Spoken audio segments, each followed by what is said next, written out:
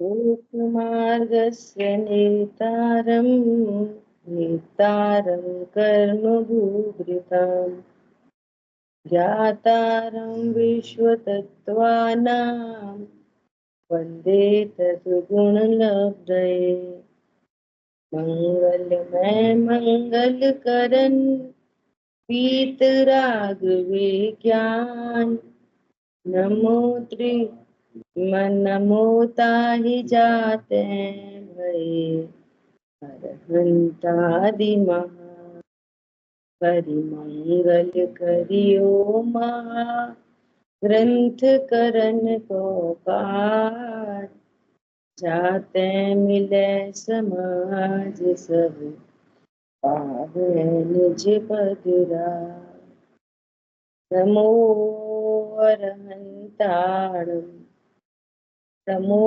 सिद्धाणं नमो आयर्याणं नमो वज्रायाणं नमो लोहे सवसावुरम् मिथ्या भाव अभावते जो प्रगटे निज भाव तो जयवंत रहो सदा यही मोक्ष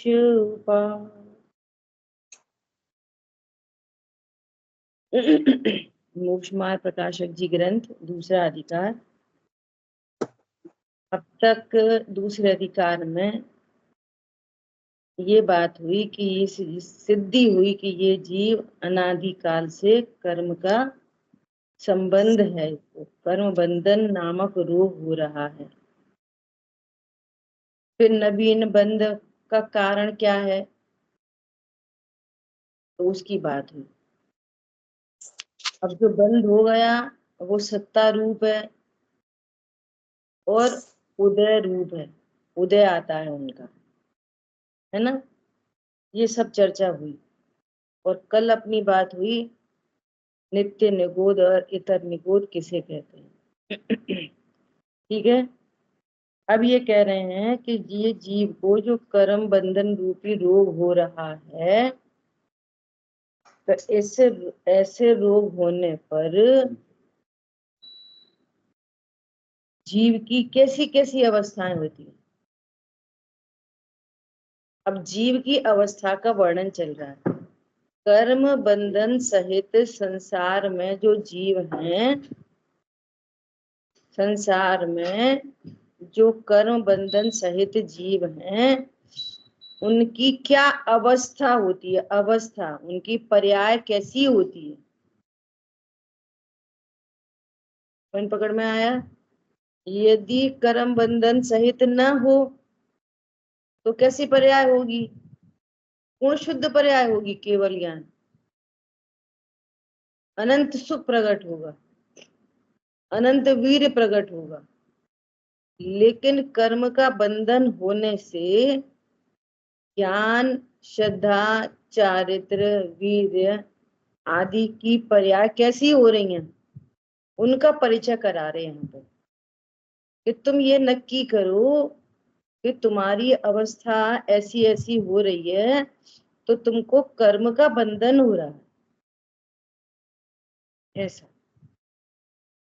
और ये कर्म का बंधन मिटे तो तुम सुखी हो जाओ। ये बात चल रही है।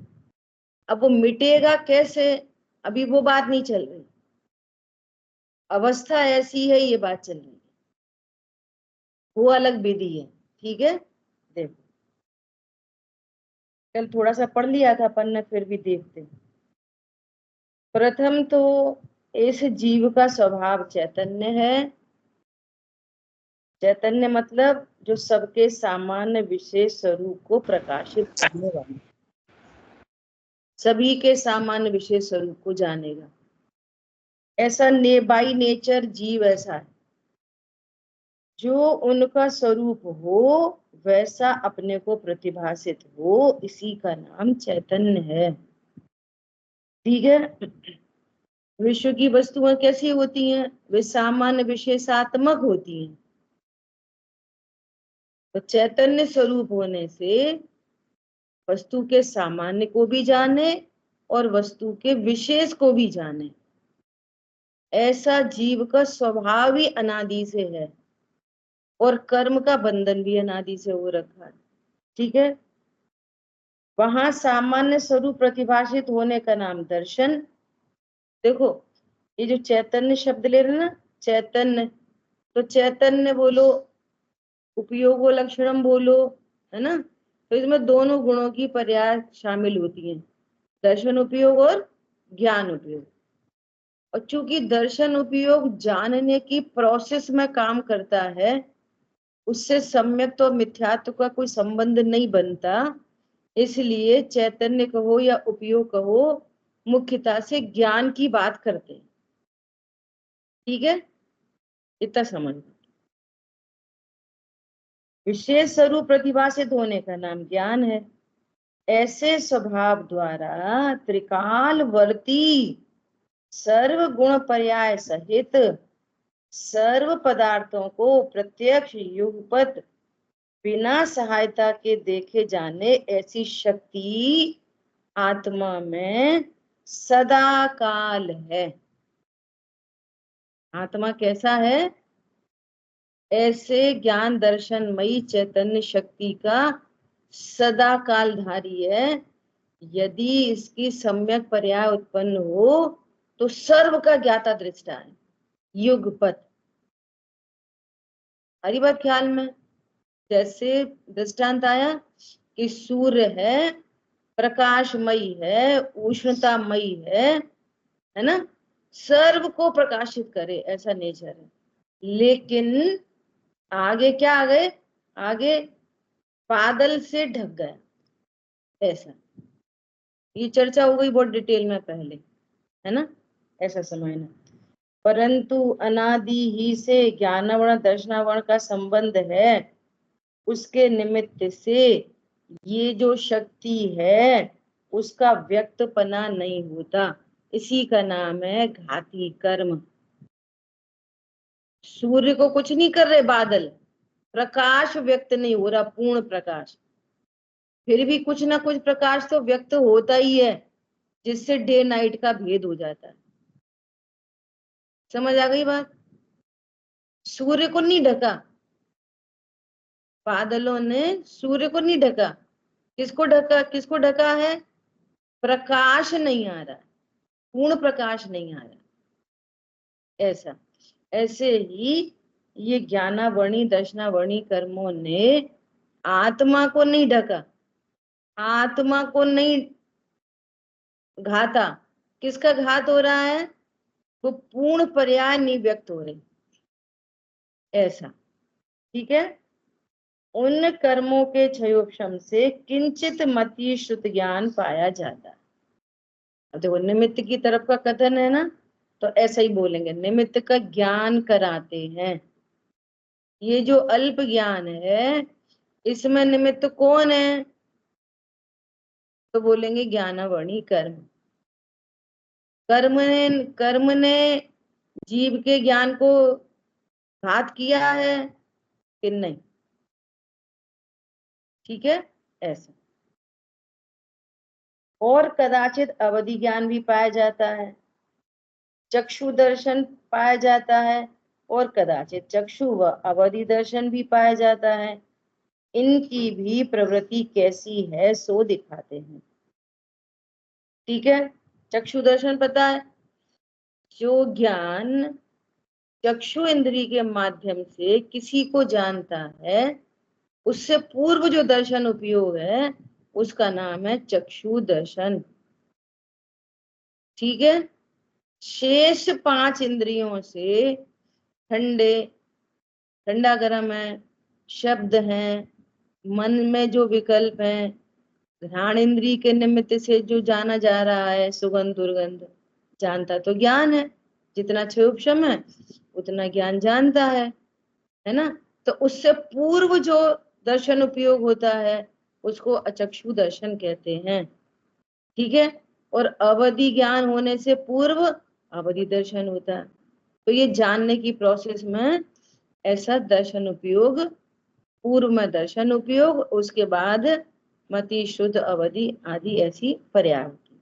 ठीक है, अब देखो, अब इनकी प्रवृत्ति कैसी होती है सो दिखाते हैं। बहुत सुंदर निरूपण है कि अब समझना कि मति ज्ञान कैसे काम करता है, शुद्ध ज्ञान कैसे काम करता है ना।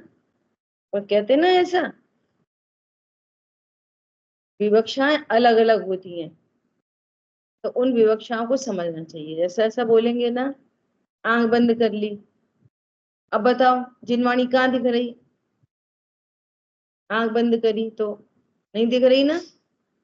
तो कोई ऐसा कहता है कि आंख से ही ज्ञान होता है, आंख बंद करी अब कहाँ दिख रहा,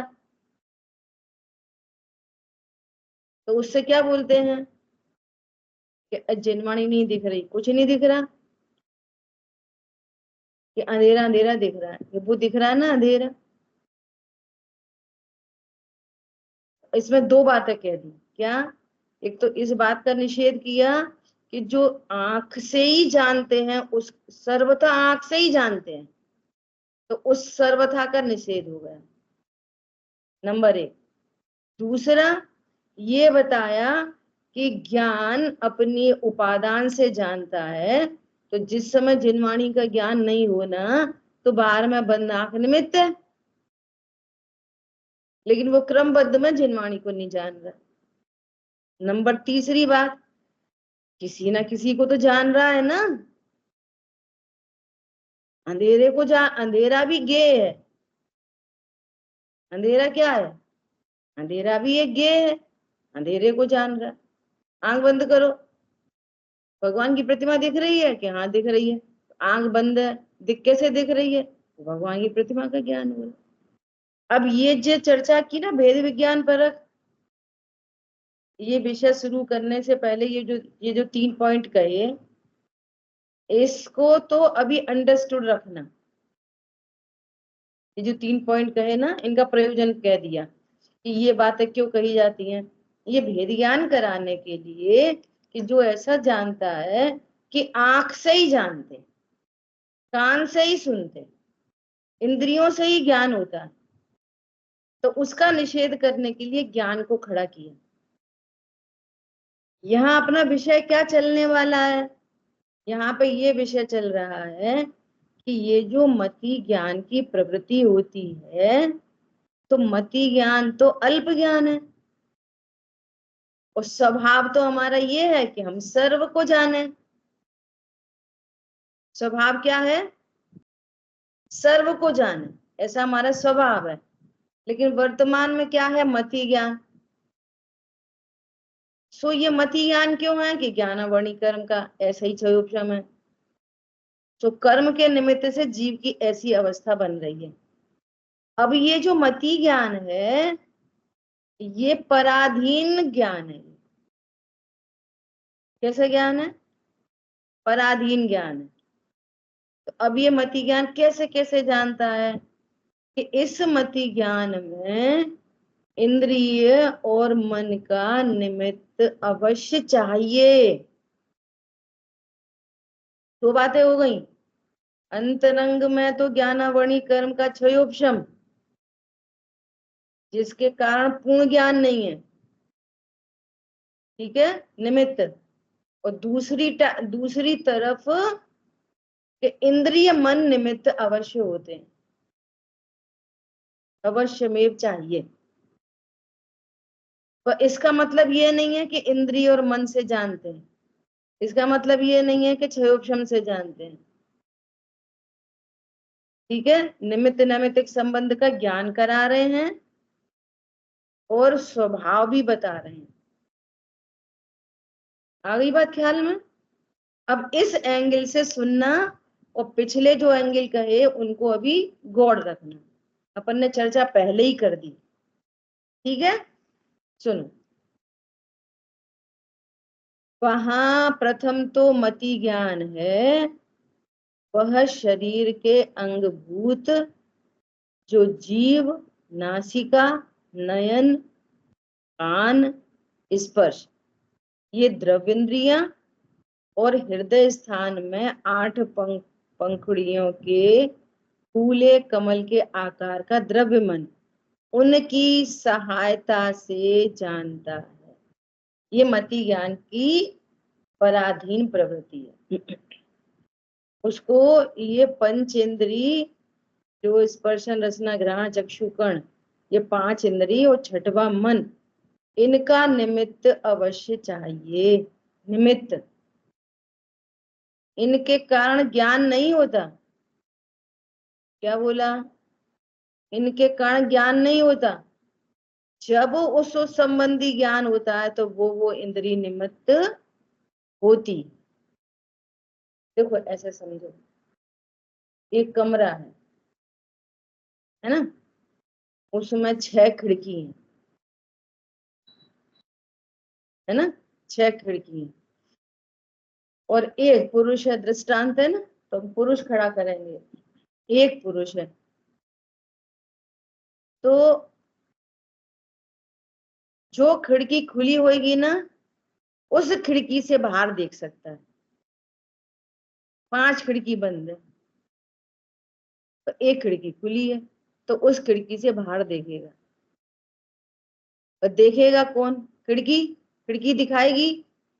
खिड़की दिखाएगी नहीं, वो सहायक है।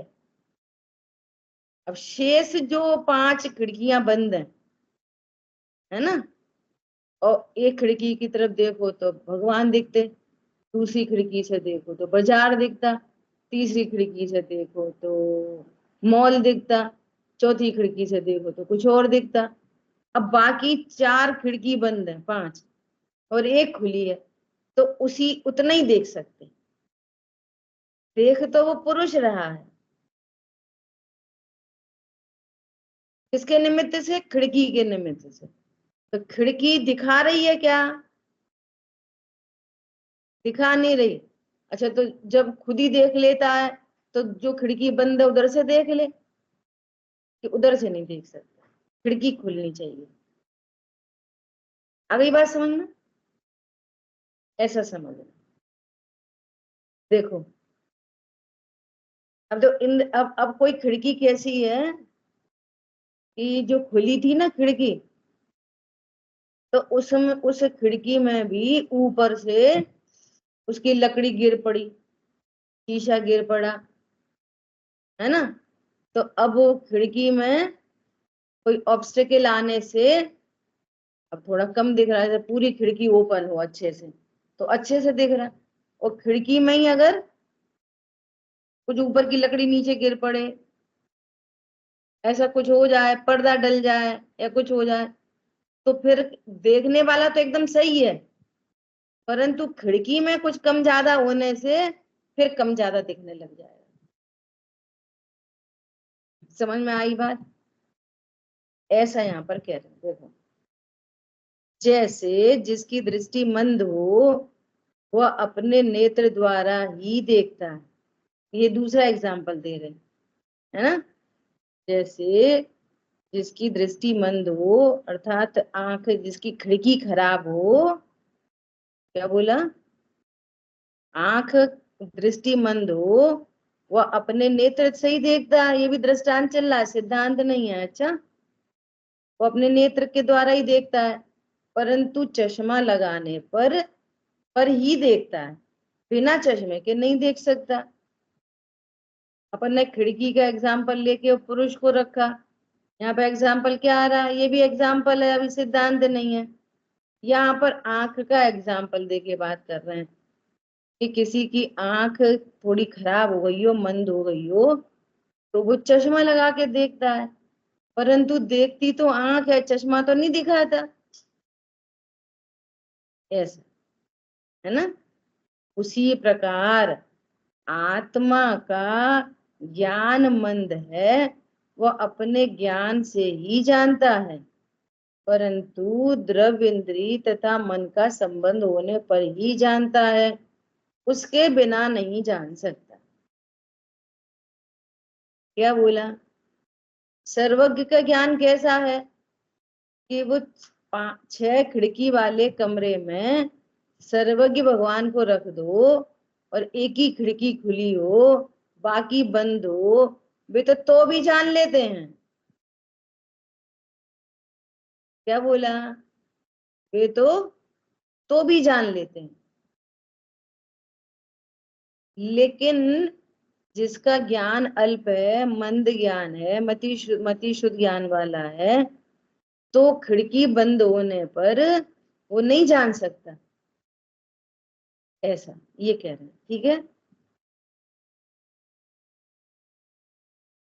उसी प्रकार आत्मा का ज्ञान मंद है, मति ज्ञान है, वो अपने ज्ञान से तो जानता तो ज्ञान से ही है, परंतु इंद्रिय और मन के संबंध होने से ही जानता है, उसके बिना नहीं जान सकता। नंबर 1 बात। तथा जिस प्रकार नेत्र तो जैसे के तैसे हैं, परंतु चश्मे में कुछ दोष हुआ हो तो नहीं देख सकता, अथवा थोड़ा दिखता है, अथवा और का और दिखता है, उसी प्रकार अपना क्षयोक्षम तो जैसे का तैसा है। देखो, क्षयोक्षम तो जैसे का तैसा है, ज्ञान तो जैसे का तैसा है, परंतु यदि द्रव्येंद्रिय तथा मन के परमाणु अन्यथा परिणमित हो तो जान नहीं सकता, अथवा थोड़ा जानता है, अथवा और का और जानता है। देखो, संगी पंचेंद्रिय है, अब केस बदल गया, संगी पंचेंद्रिय, तो संगी पंचेंद्रिय रहेगा, और आंख खराब हो जाए तो 5 इंद्रिय हो गया पंचेंद्रिय असंगी।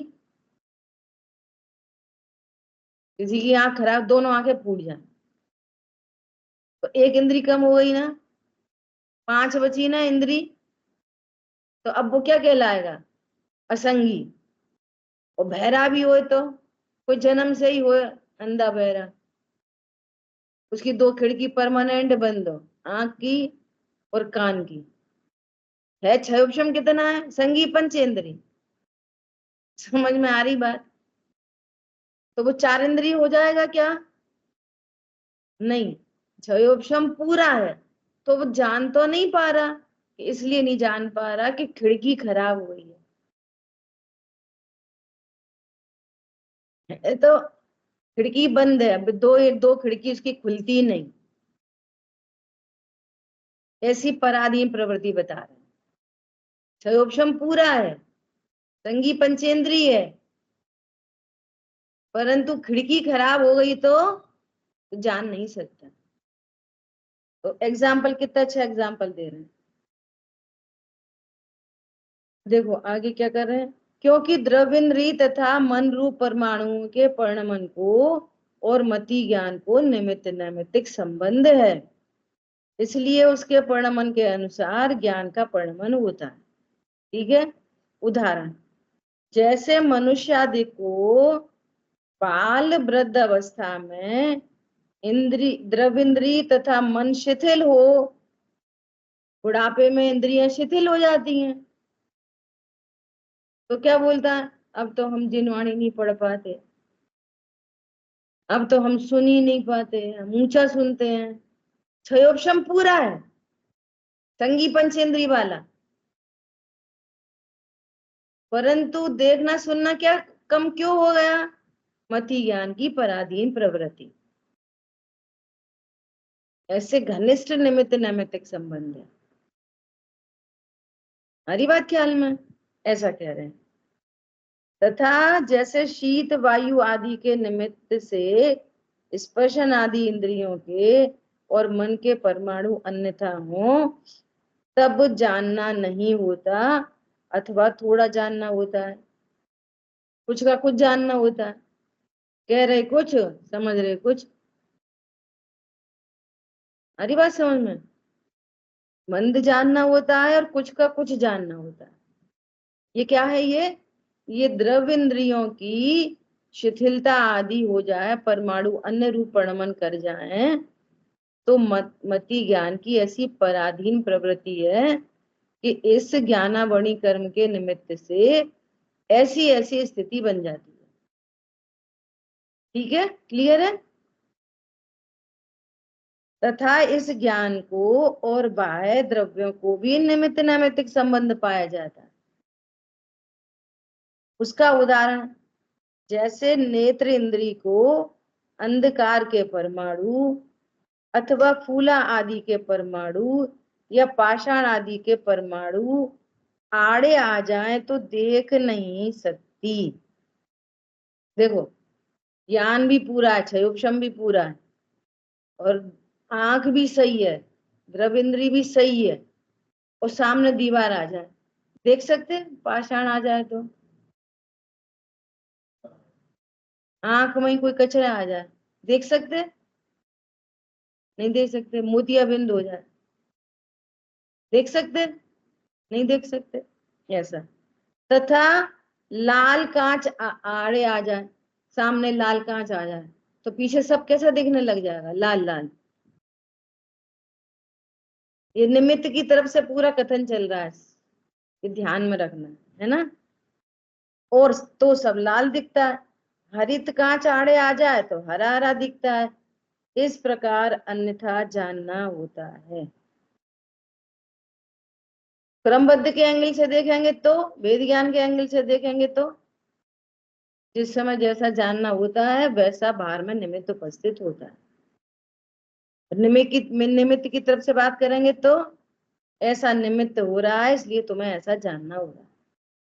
दोनों बातें स्पष्ट तरीके से जानना। उपादान से बात करेंगे तो क्रमबद्ध में ऐसा ही जानना फिक्स है, और निमित्त से बात करेंगे तो ऐसा निमित्त आ गया इसलिए तुम्हें ऐसा दिख रहा है। ठीक है, दोनों अपेक्षा बराबर से ख्याल में रखना। तथा दूरबीन, चश्मा इत्यादि आड़े आ जाए तो बहुत दिखने लगता है। उपशम भी उतना है, आंख भी सही है, और दूरबीन लगाओ तो बहुत सारा दिखता है, और बहुत दूर का पास दिखने लग जाता है। प्रकाश, जल, हिलबी, कांच इत्यादि के परमाणु आए तो भी जैसा का तैसा दिखता है। इस प्रकार अन्य इंद्रियों तथा मन के भी यथा योग्य यथा संभव जानना। ठीक है, मंत्र आदि के प्रयोग से अथवा मदिरा पान आदि से अथवा भूत आदि के निमित्त से नहीं जानना, थोड़ा जानना या अन्यथा जानना होता है। इस प्रकार यह ज्ञान बाह्य द्रव्य के भी अधीन जानना। ज्ञान किस किस के अधीन हो गया? ये मति ज्ञान। पहले तो ज्ञानावली कर्म के उदय के ही कारण मति ज्ञान है, क्षयोपशम से कहो, है ना, उसके कारण तो मति ज्ञान है।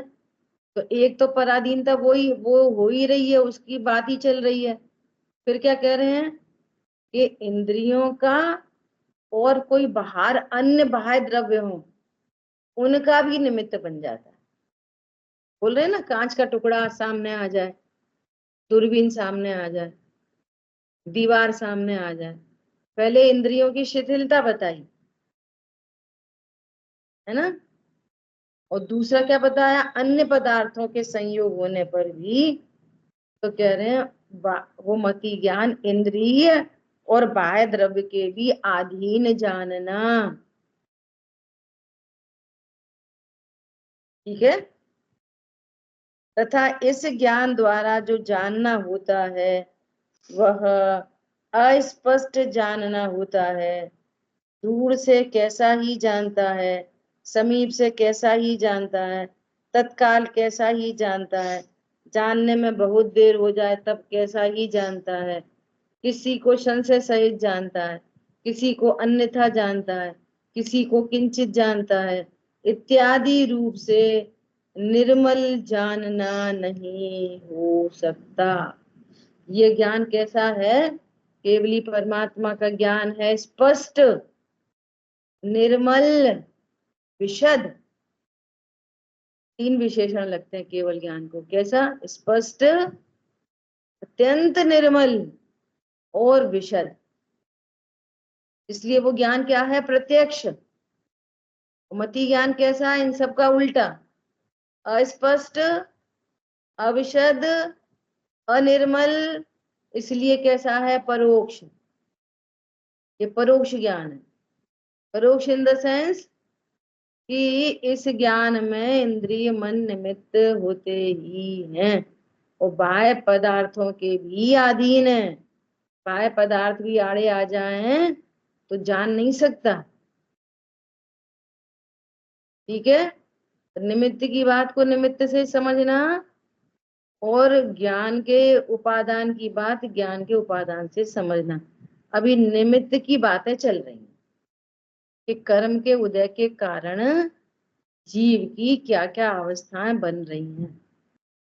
ठीक है।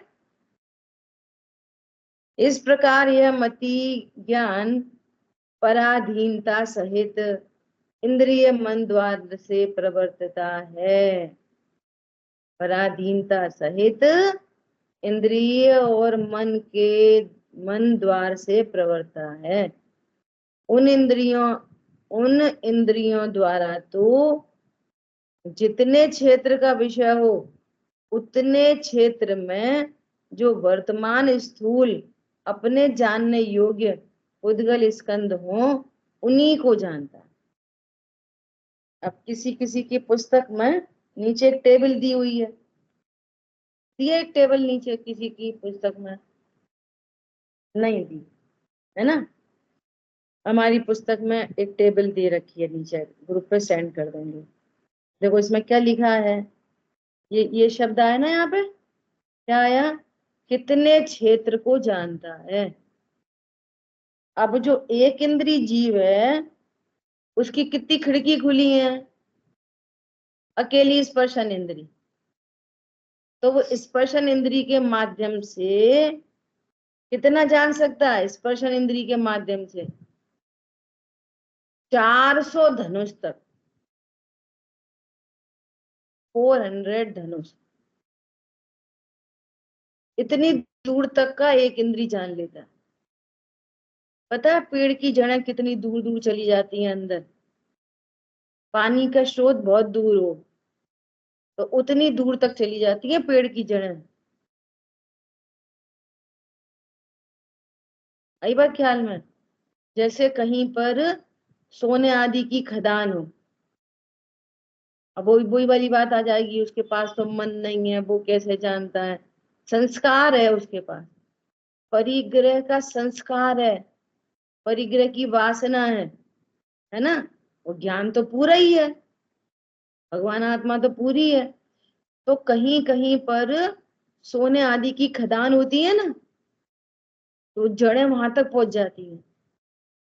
स्पर्शन इंद्रिय की इतनी सामर्थ्य है, एक अकेली स्पर्शन इंद्री उससे जो मति ज्ञान प्रवर्त रहा है वो 400 धनुष तक का जानता है। ठीक है। दो इंद्री रसना इंद्री के माध्यम से कितने धनुष तक जान सकता, स्पर्शन इंद्री के माध्यम से तो 800 धनुष, और रसना इंद्री के माध्यम से 64 धनुष। देखो चींटी की आंखें नहीं है ना, और रसना इंद्री कितनी तेज है कि कितनी दूर डब्बा रखा हो, मिठाई की चीजें रखी हो, कुछ रखी हो, तो वहां तक आ जाती है। कैसे आ जाती है, यही बात ख्याल में। ये सामर्थ्य है ये, एक इंद्री, दो इंद्री, तीन इंद्री, चार इंद्री, पंच इंद्री जीवों की, ये एक एक इंद्री कितनी दूर दूर तक का जान लेती है। ठीक है। तीन इंद्री जीव हो वो घ्राण इंद्री से तो 100 धनुष, 100 धनुष तक का जान लेती है। और चतुर इंद्री जीव है वो चक्षु इंद्री से कितने 2954 इतने योजनों तक का जान लेता है, योजन। और असंगी पंचेंद्री 5908 इतने योजन तक जान लेता है चक्षु इंद्री से। और संगी पंचेंद्री 47263 इतने योजनों तक। और यहाँ पर लिखा है कि अयोध्या का चक्रवर्ती अभ्यंतर परिधि में आए हुए सूर्य के विमान को यहाँ पे एक संख्या दी हुई है, जो संगी पंचेंद्री की संख्या दी है ना, 47203 मल्टीप्लाई बाई 6, 7 डिवाइडेड बाई 20, इतने योजन दूर से देख सकता है। चक्रवर्ती, है ना, और उस परिधि पर आ जाए वो वहां से, है ना, उस परिधि पर आने पर, ऐसा नहीं हमेशा वो दूसरी परिधि में हो तो नहीं जान सकते, उस पर्टिकुलर प्लेस पे आए सूर्य विमान, तो भरत चक्रवर्ती यहाँ पर खड़े होके और इतने दूर के विमान में अकृत्रिम जिन बिंब को देख ले। हम्म। रेंज की बात नहीं कर, रेंज तो ये है जो बता रहे हैं इतने योजन, रेंज तो ये है, लेकिन वो पर्टिकुलर परिधि की बात है यहाँ पर, तो घूमता है ना उसमें। रेंज नहीं बोलो, डायरेक्शन बोलो उसको, डायरेक्शन, और रेंज इतनी है, रेंज हो तो नहीं देख सकते, दो चीज है। मकर संक्रांति वाले दिन देख सकता है, ऐसा बताया था। हाँ, अब जो भी दिन हो, है नहीं, ना, मकर संक्रांति नहीं है, कर्क संक्रांति है, सावन महीने में होती है, तब वो एक दिन ऐसा होता है, उस दिन सूर्य निषद पर्वत से निकलता है, जो आप अंतर्प्रीति बता रही है ना, तो उस दिन वो भरत चक्रवर्ती देख पाता है, फिर ये उसका बैठता है जो आप बता रही है इतने योजन पे, वो सावन के महीने में कर्क संक्रांति होती है। ठीक है, ये गोमट ऐसा सार जीव कांड में इंद्रिय मार्गणा के अंतर्गत सारा दिया हुआ है। ठीक है, आप ऐसा करना, उसका फोटो खींच के और ग्रुप पे डालना, मुझे भेज देना, मैं ग्रुप पे डाल दूंगी, ठीक है। देखो, अब ऐसे चील वगैरह होते हैं, चील, है ना, ईगल, कितनी दूर से ऊपर उड़ती हैं और कितनी नीचे देख लेती हैं, बोलो, हम तुम नहीं देख सकते और वे देख लेते हैं। ऐसा, तो ऐसा नहीं समझना कि एक इंद्रिया आदि है तो उनकी जो जो इंद्रियां हैं, उस इंद्रियों की इतनी उत्कृष्ट योजन धनुष तक वे जान सकते हैं। और एक एक धनुष कितना होता है भैया, एक धनुष 4 हाथ के बराबर। 4 हाथ, ठीक है, और एक योजन 6,618 किलोमीटर। 6,618 किलोमीटर, ठीक है। 500 धनुष का एक योजन। 500 धनुष का एक, ये फिगर मुझे याद नहीं रहते, ये लोग जो बता रहे हैं अपन इन पर विश्वास करके और समझ लो, फिर भी अपनी अपनी जिम्मेदारी है, आगम से चेक करो, ठीक है।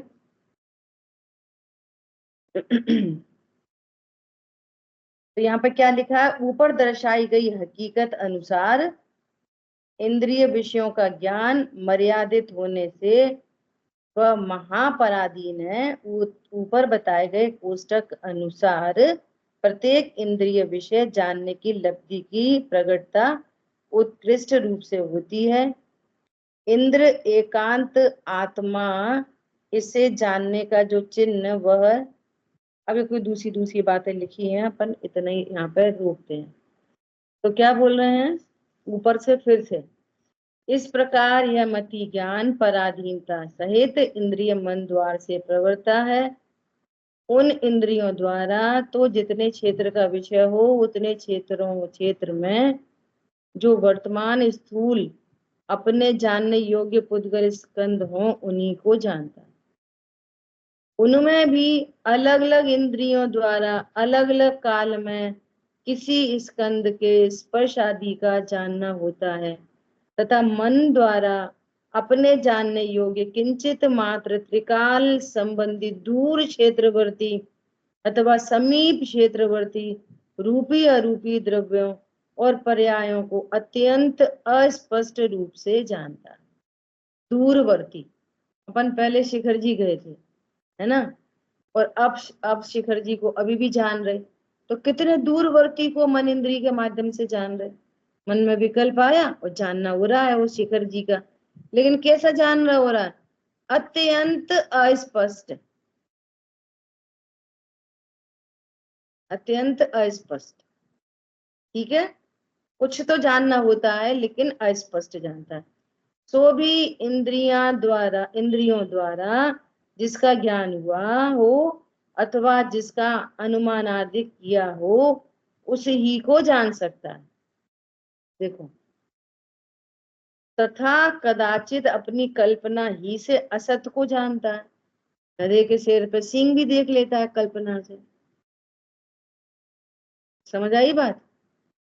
ऐसा जैसे स्वप्न में अथवा जागते हुए भी जो कदाचित कहीं नहीं पाए जाते ऐसे आकार आदि का चिंतन करता है। अटल बिहारी को साड़ी पहना दे, ममता बनर्जी को मूंछ लगा दे, कुछ भी कर दे, हो सकता है कुछ का कुछ। जैसा कभी हो नहीं सकता वैसे आकार आदि ज्ञान में बन जाते हैं, है ना? ऐसा, और जैसे नहीं है वैसा जानता है। इस प्रकार मन द्वारा जानना होता है। सो यह इंद्रियों व मन द्वारा जो ज्ञान होता है उसका नाम मति ज्ञान है। ठीक है, तो ये मति ज्ञान का स्वरूप कहा है कि कैसे ज्ञानावरणी कर्म के निमित्त से ये कंडीशन बनी हुई है। ज्ञानावरणी कर्म के निमित्त से इस कंडीशन होने के कारण इसको इंद्रिय, मन और बाह्य पदार्थ तीनों की पराधीनता है। और देखो, मुझे अभी अभी क्या विकल्प चल रहा था कि जो असंगी पंचेंद्रिय तक के जीव हैं वे बाहर में कितने कितने योजन और कितने कितने धनुष तक का बाहर का जान है, परंतु इतनी पराधीनता है कि स्वरूप को तो वे जान ही नहीं सकते। छह द्रव्य सात तत्व को तो जान ही नहीं सकते। और ये श्रुत ज्ञान कैसा है? श्रुत ज्ञान और ये मति ज्ञान, संगी पंचेंद्रिय मति ज्ञान कैसा है? ये संगी पंचेंद्रिय मति ज्ञान ऐसा है कि बाहर में खिड़की पूरी बंद हो, जन्म का ही अंधा हो, जन्म से ही अंधा, जन्म से ही गूंगा हो या बाद में हुआ हो, लेकिन अपने स्वरूप को जानने की कोई पराधीनता नहीं। हरी बात ख्याल में, अपने स्वरूप को जानने की उसको कोई पराधीनता नहीं है। ये मति ज्ञान छह द्रव्य सात तत्वों का निर्णय अवग्रह इहा अवाय धारणा तक जा सकता है। बोलो, और फिर शुद्ध ज्ञान के द्वारा क्या करेगा? आत्मानुभूति कर सकता है। तो अपने को जानने की कोई पराधीनता नहीं है, ये तो पराधीनता पर को जानने की है। ठीक है, ये ध्यान में रखने की बात है। देखो आगे, यहाँ पृथ्वी जल अग्नि पवन वनस्पति रूप एक इंद्री के स्पर्श ही का ज्ञान है। इनको किसका ज्ञान है? सिर्फ स्पर्श इंद्री से जान सकते। उपशम बढ़ेगा तो दो इंद्री मिल जाएंगी प्रकृति में, है ना? तो लट शंख आदि दो इंद्री जीवों को स्पर्श रस का ज्ञान है। कीड़ी मकोड़ा आदि तीन इंद्री जीवों को स्पर्श रस गंध का ज्ञान है।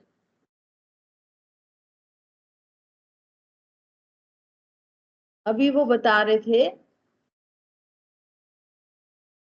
अभी जो शिविर लगा था ना परमागम ऑनर्स का, ऑनर्स नहीं परमागम क्या थी तो परम पाठशाला, सॉरी परम पाठशाला का शिविर लगा था ना, तो दीपक पंडित साहब बता रहे थे, क्या बता रहे थे कि जो अभी कोरोना वायरस था ना, ये चार इंद्रिय जीव था ये,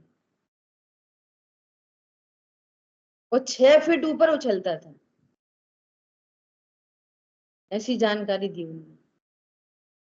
जो उछल उछल के चलते हैं ना वे चार इंद्रिय, जो रेंग रेंग के चलते हैं, ऐसा उन्होंने कुछ मेरी कॉपी में लिखा है, जो रेंग के चलते हैं वो तीन इंद्रिय, ऐसा उन्होंने चीजें बताई थी।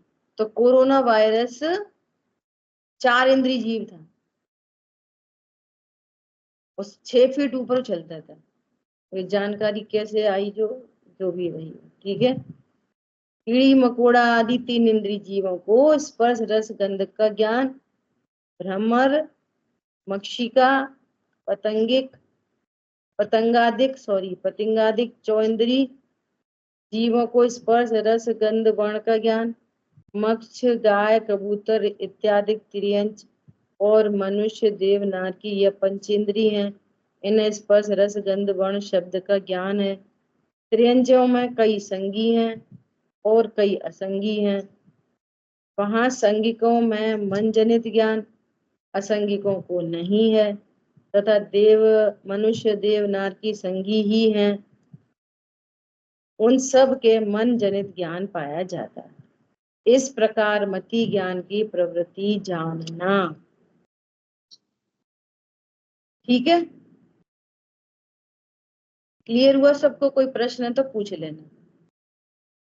अब क्या कह रहे हैं, मति ज्ञान की पराधीन प्रवृत्ति, सॉरी शुद्ध ज्ञान की। देखो उससे पहले मुझे और क्या कहना था कि ये मति ज्ञान भी दर्शन उपयोग पूर्वक होता है। मति ज्ञान दर्शन उपयोग पूर्वक होता है। अब जैसे दर्शन उपयोगी ना हो तो मति ज्ञान भी नहीं होगा। अब जिन जिन का दर्शन उपयोग नहीं हो रहा उनका मति ज्ञान नहीं होगा, ऐसा। और मति ज्ञान पूर्वक शुद्ध ज्ञान होगा। ऐसा जानने की प्रोसेस ऐसी ही होती है। ठीक है। अब मति ज्ञान द्वारा जिस अर्थ को जाना हो उसके संबंध में अन्य अर्थ को जिसके द्वारा जाना जाए सो श्रुत ज्ञान है। ये बहुत इंपॉर्टेंट बात है। मति ज्ञान द्वारा जिसको जाना गया उसका विशेष जाने। जैसे ये शब्द आदि का ज्ञान हो रहा, शब्द का ज्ञान, वहां पर लिखा था नींबू, तो जो नींबू लिखा है ना, ये चक्षु इंद्रिय के माध्यम से मति ज्ञान हुआ। चक्षु इंद्रिय के माध्यम से क्या हुआ, मति ज्ञान। और ये नींबू शब्द देखकर अन्य का ज्ञान। अब नींबू शब्द अलग है और नींबू अलग है, तो इस नींबू शब्द से भिन्न, अलग, स्पेशल वो नींबू का ज्ञान हो जाए, इसका नाम है शुद्ध ज्ञान। समझ आ गई बात? शुद्ध ज्ञान मति ज्ञान से ज्यादा समर्थ ज्ञान है। सारे नए शुद्ध ज्ञान में होते, मति ज्ञान में नए नहीं होते। हरी बात ख्याल में? ऐसा शब्द सुना, हे भव्य तुम परमात्मा हो, ये मति ज्ञान। और ओ मैं ध्रुव हूं, ये शुद्ध ज्ञान। ओ आत्मानुभूति कर ली उसने, जाना था शब्दों को और अनुभूति किसकी हो गई, आत्मा की। अब सुनना, दूसरा सुनना। जैसे नींबू जान लिया गया, अब ये खट्टा खट्टा होता है और मुंह में पानी आ गया, उसका रस से झर गया, समझ लो ऐसे रस परिपाक हुआ, ये है शुद्ध ज्ञान। मति शुद्ध में भेद पता चल रहा है? चक्षु इंद्रिय के माध्यम से नींबू ही दिखा, डायरेक्ट नींबू। पहले देखा था शब्द, पहले पढ़ा था शब्द, पहले सुना था शब्द, नींबू नहीं था, लेकिन आपके ज्ञान में क्या इमेज बन गई, नींबू। और ये खट्टा और उसके अगेन और आगे आगे विशेष विशेष, अरे ये तो खट्टा होता है, अरे इसका अचार बहुत टेस्टी होता है, अरे इसको इसमें डालो तो ये तो बहुत हेल्दी है, इसमें विटामिन सी होता है। ये सब शुद्ध ज्ञान है। उसके और विशेष विशेष विशेष को जाने, ये क्या है? अकेले एक शब्द नींबू देखकर इतना जो ज्ञान हो रहा है, ये सब श्रुत ज्ञान। देखा क्या, देखा क्या, नींबू लिखा था, LEMON, लेमन। ये शब्द, अकेले शब्द से इतना रस परिपाक हो रहा है, ये शुद्ध ज्ञान। और कभी डायरेक्ट नींबू ही देख लिया, नींबू देखा, तो नींबू नींबू देखा, और नींबू देखकर ये पूरा, अरे ये तो बहुत इसमें ये विटामिन सी से भरपूर है, ये बहुत हेल्दी चीज है, ये खट्टा होता है, ये सब श्रुति ज्ञान है। ऐसा उदाहरण देते हैं कि जैसे तालाब में हाथी डूबा था और अकेली सूंड दिख रही थी, सूंड दिखी तो क्या ज्ञान हुआ? हाथी है, ये श्रुति ज्ञान है। अरे ये तो राजा का हाथी है, ये सब श्रुति ज्ञान है। ये राजा का हाथी है, अरे ये तो बहुत वीर हाथी है, ये तो ऐसे बिल्कुल युद्ध में तो जिता देता है, ऐसे घबराता नहीं। ये जो सब चीजें चल रही है ना, विशेष विशेष, ये सब श्रुति ज्ञान। ठीक है, शेष चर्चा अपन आगे करेंगे। जिन वाणी के ज्ञान से सूझे लोकालो, तो वाणी मस्तक नहीं बता देते हैं लोग। बोलिए द्वाशांग मई जिनवाणी माता की जय। जिनेन्द्र सभी को।